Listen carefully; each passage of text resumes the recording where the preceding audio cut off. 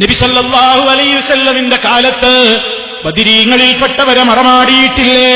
ഉഹദീങ്ങളിൽപ്പെട്ടവരെ മറമാടിയിട്ടില്ലേ? ഇത് ഉഹദ് ഷഹീദിന്റെ ഖബറാണ്, ഇത് ബദരീങ്ങളുടെ ഖബറാണെന്ന് പറഞ്ഞിട്ട് ഒരു വരി കല്ല് വെച്ചിട്ടെങ്കിലും അല്ലാഹുവിന്റെ റസൂൽ അത് കെട്ടിപ്പൊക്കിയിരുന്നോ? ഒരു വരി കല്ല് വെച്ചിട്ടെങ്കിലും കെട്ടിപ്പൊക്കിയിട്ടുണ്ടോ? അതിന്മേൽ പട്ട് മൂടിയിട്ടുണ്ടോ? അവിടെ വിളക്ക് കൊളുത്തിയിട്ടുണ്ടോ? അതിന്മേൽ തടവിയിട്ടുണ്ടോ? അതിന്മേൽ ചുംബനമർപ്പിച്ചിട്ടുണ്ടോ? അവിടെ പോയി എണ്ണ നേർച്ചയാക്കിയിട്ടുണ്ടോ?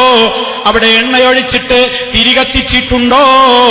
ആ ഖബറിന്റെ പുറത്ത് സുജൂദ് ചെയ്തിട്ടുണ്ടോ? അതിന്റെ ചുറ്റുഭാഗത്തും യാസീനോദിക്കൊണ്ടോ അല്ലാതെയോ പ്രദക്ഷിണം വെച്ചിട്ടുണ്ടോ? ചുറ്റി നടന്നിട്ടുണ്ടോ? അവരെ വിളിച്ചുകൊണ്ട് സങ്കടം പറഞ്ഞിട്ടുണ്ടോ? ഒരിക്കലുമില്ല പ്രിയമുള്ളവരെ. അതാണ് ഇസ്ലാം. അതുകൊണ്ട് മുത്തുനബിയോടാണ് സ്നേഹമെങ്കിൽ നബി സല്ലല്ലാഹു അലൈഹി വസല്ലമ ഏത് ഖബറാണ് കെട്ടിപ്പൊക്കിയതെന്ന് പറയട്ടെ. ഏത് ഖബറിലാണ് ഹബീബ് സല്ലല്ലാഹു അലൈഹി വസല്ലമ വിളക്ക് കൊളുത്തിയതെന്ന് പറയട്ടെ.